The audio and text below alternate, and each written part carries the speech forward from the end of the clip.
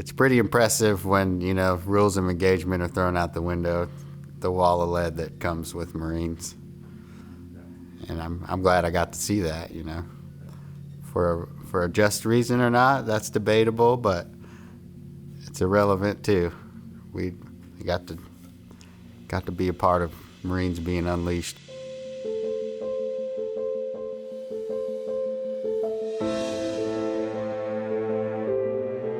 I was in the Marine Corps Infantry from 2001 to 2005, stationed out of Pendleton, 3 deployments out of there, just a door kicker. I came from a family of scholars, and I was not very good at reading, so I knew I wasn't going to follow my dad to Stanford. I went to boot camp January of 2001, so I joined November of 2000, when it was a very calm state. Even my dad said, it was like, yeah, it's pretty chill. It's pretty chill climate right now to join the military, Didn't really work out like that, but yeah. Early on, it was fun because you just got to travel the world and save money and work out. And I was like, I could do this for a long time. But then after Iraq, all they do is send you to the desert all the time. So that deploying lost its allure real quick.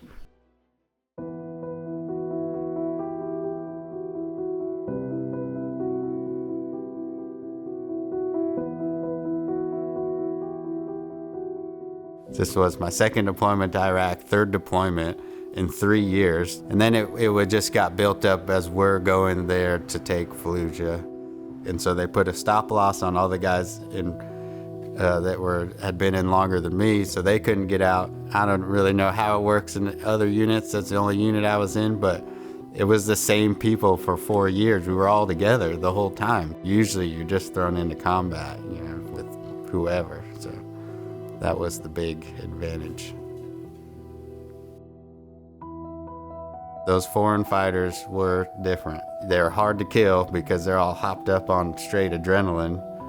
And to the heart, we found all their drugs and stuff, and that they don't care. It's like they just want to kill Americans for no other purpose than to kill an American. So, which made the whole thing even more confusing,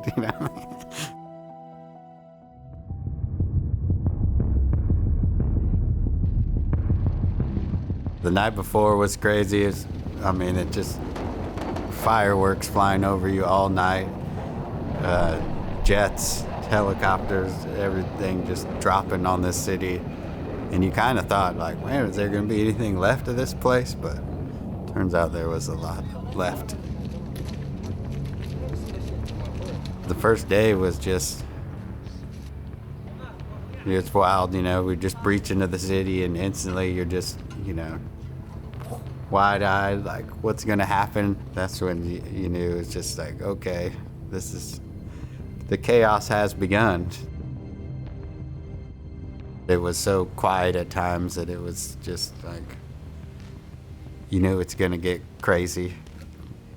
Because once it gets quiet, it means they're waiting for us to get somewhere so they can all pop out. It's you don't know where they are, and then they can maneuver because it's their city. They know how to maneuver around. When rounds started flying overhead, there's a couple that can't quite grasp the concept of going towards them, which is probably a safe and reliable way to live, but a lot of us just ran right towards it. Screw it, because I wanted to get hit before anybody else did. That was my only mission. I would rather them go home than me. That's how Marine works. And if it's not like that, then who's going to move forward,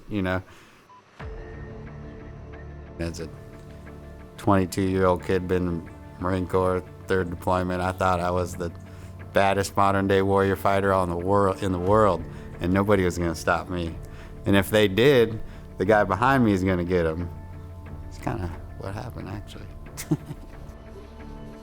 Yeah, 5th day into Fallujah.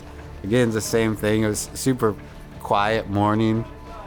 And I went into one of the little Iraqi shops and took some cigarettes, as I usually did. I usually paid, if there was someone working there, I gave them $1, but there's nobody in this one. Obviously, it's chaos. So I smoked a cigarette, and we were just patrolling around. There's a dead body. You always shoot dead bodies because they booby trap them, and Hank shot this dead body and it blew up. So I'm like, all right, well, it's gonna be that kind of day, huh? And then we just heard the firefighting, and we got the support up call, which means drop everything. You're running to go help some Marines. I was a part of the second wave that went in that house. That's when I wasn't the baddest fighter in the world at that point,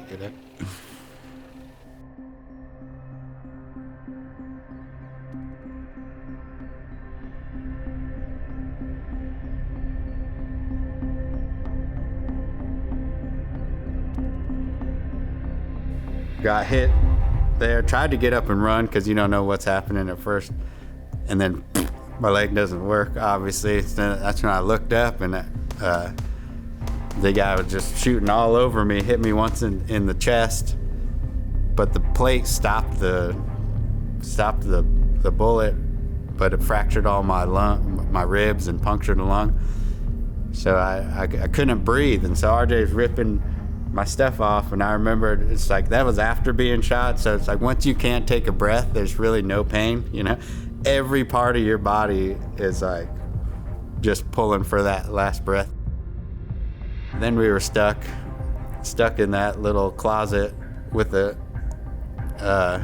seemingly dead Iraqi who came back to life after RJ put a tourniquet on my leg.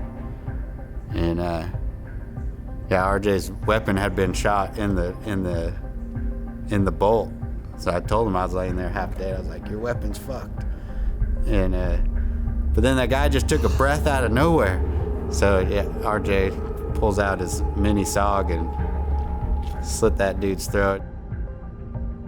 That was, I hope, the most single ruthless act of violence I ever have to witness, because it was about as hard as it gets. And that's intense right there. A gun, not so proud. A knife, it was such a fluid movement. The guy inhaled. RJ went, "You're still breathing?" I looked away right when it happened, actually, because I saw all this go down. Then right when he went to it, I looked away and just remember the sounds. I'm kind of glad I looked away. And then we sat there for some time. I was going in and out. Like, I go to sleep now happy. Like, I was here fighting, doing what we were supposed to do. Then I thought of some rogue Marine that I don't know bringing a flag to my mom, and it just like, I started punching the wall. What? And RJ wasn't letting me go to sleep anyway. To get out of there, we had to call in a whole nother platoon because half our platoon was shot up. And so they just had to beat holes on one side of the house to send in more Marines and just fire upstairs long enough so they could yank us out. Then it was even more chaos trying to get out of that city. So we were under fire. The Humvee gets shot up. We're on flats. But right then, that's when the doc hit me with some morphine. And so things got a little better. I remember the sun getting real bright.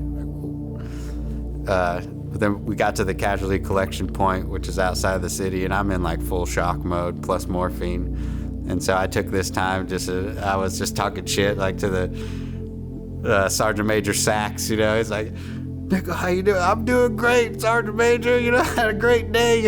And they're trying to hold me down, like, what are you doing? But yeah, from there, then it was straight to the helicopter, then getting flown to a tent, and then that was my last memory before surgery. Woke up without a foot, but I woke up, so I was still there, but reality was catching up. You wake up, don't see a foot. It'll hit you pretty good.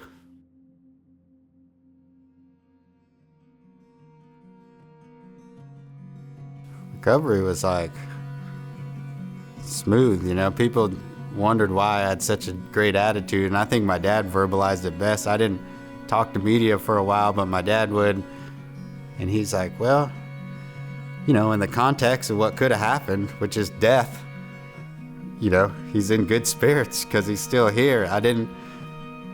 It was weird when I woke up, I was like so like devastated, but I swear it was like no time. And the thought just ran through my head out of nowhere. I was like, I'm gonna be the baddest one-legged dude anybody's ever freaking seen, you know? I was just ready to be like, okay, this is kind of cut and dry. There wasn't I didn't have like a lot of other issues, you know? And being at a amputee hospital after Fallujah, I was a flesh wound. So there was no time to even look down at myself when I'm looking at these triple amputees and stuff. And then my dad, being a vice principal of the school district, gave him 5 months off to be with me. I think that was a major part. A lot of these people are ODing at the hotels that they put us at because they didn't have anybody there, and you know, you get freaking bottles and bottles of pills. Like they had me on methadone and Percocet, and I didn't even know what methadone was until my heroin addict cousin, I had to drive her to a methadone clinic, and I was like, this is what they're giving me? So, I mean, it was kind of a sad scene at that hospital for the most part, but I never felt sad about anything. I knew, like, I just have to learn how to walk again. That's it, and I'm getting out of here.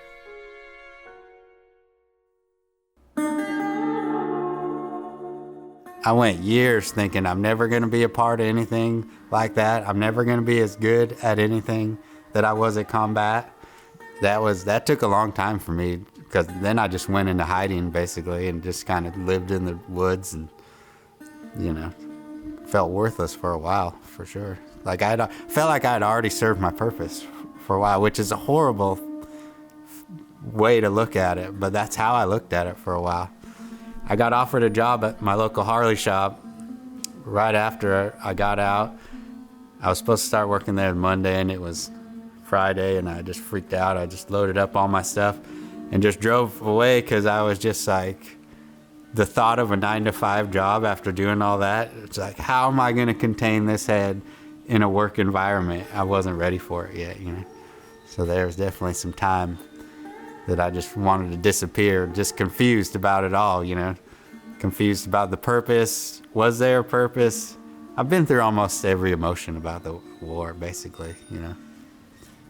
You know, good and bad.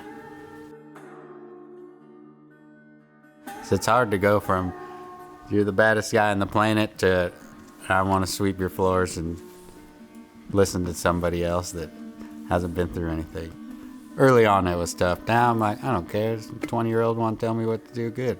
I don't want the responsibility anyway. I don't lead anything. I just like to work. It was a long transition for me till I finally hit, and trades got me back into feeling like, you know, I can be good at something else. This is the first time I'm like, you know what? I can do this. You know, I wish I would have said that 15 years ago, but I'm saying it now.